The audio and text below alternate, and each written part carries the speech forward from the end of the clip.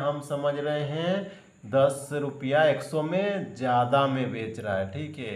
यानी कि 100 रुपया क्रय मूल्य होगा तो विक्रय मूल्य 110 रुपया होगा, ठीक है।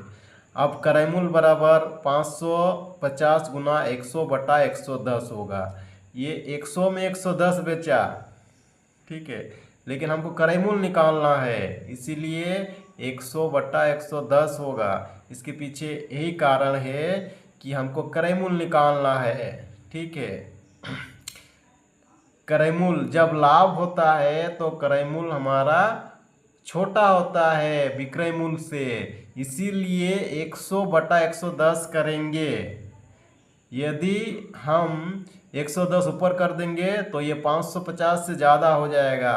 तो हम जान रहे हैं कि ये लाभ हो रहा है, मतलब क्रय मूल्य कम होगा। कम होने की स्थिति में हम क्या करेंगे, 100 बटा 110 करेंगे, ठीक है। बड़ा संख्या को नीचे लेके आएंगे तो हमारा क्रय मूल्य निकाल जाएगा।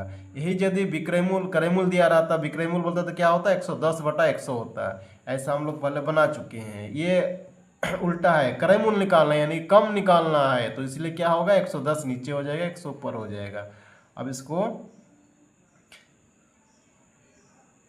काटेंगे, 1 0 1 0, 11 1 11, 11 5 55, 5 गुना 100 क्या हो जाएगा, 500 रुपये। इस तरह हम बोल सकते हैं क्रय मूल्य क्या हो जाएगा, 500 रुपये, ठीक है। अब लॉन्ग मेथड से हम बनाते हैं, इसको समझते हैं। इसमें क्रय मूल्य निकालना है, उसको मान लेते हैं 100, ठीक है। माना कि क्रय मूल्य 100 रुपये, ठीक है, इसीलिए विक्रय मूल्य क्या हो जाएगा, 110 हो जाएगा। 110 होगा, क्यों होगा, क्योंकि लाभ प्रतिशत दिया हुआ है 10%, ठीक है।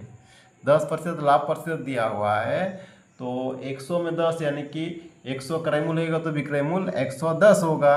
अब एक एक नियम विधि से बनाएंगे। कैसे, 110 रुपया विक्रय मूल्य है तो क्रय मूल्य कितना है, 100 रुपये है, इसलिए एक में क्या हो जाएगा, 100 बटा 110, इसलिए हमारा 550 रुपये विक्रय मूल्य का निकालना है। तो 550 रुपये विक्रय मूल्य है तो क्रय मूल्य कितना होगा, 100 बटा 110, और 550 का एक का निकाल, 550 ज़्यादा होगा तो गुना हो जाएगा। अब 1 0 1 0, 11 1 11 5 5 10 500, ठीक है, 0 500 हो गया, इतना रुपये। अतः हम बोल सकते हैं कि क्रय मूल्य क्या हो जाएगा।